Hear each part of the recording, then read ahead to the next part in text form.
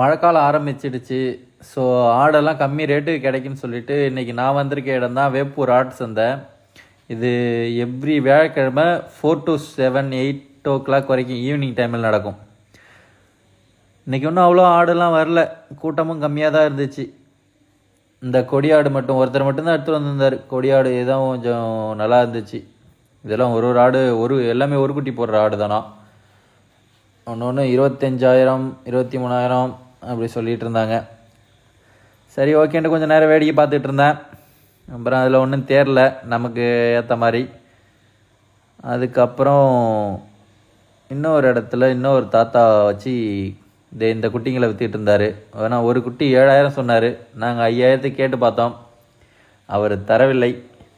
அதனால் திரும்ப கேட்டு பார்த்தோம், எல்லாருமே கேட்டாங்க. 6,000 அதிகபட்சம் கேட்டோம், அவர் கொடுக்கல. அப்புறம் கொஞ்சம் நேரம் கேட்டு பார்த்துட்டு அங்கேருந்து கிளம்பிட்டோம்.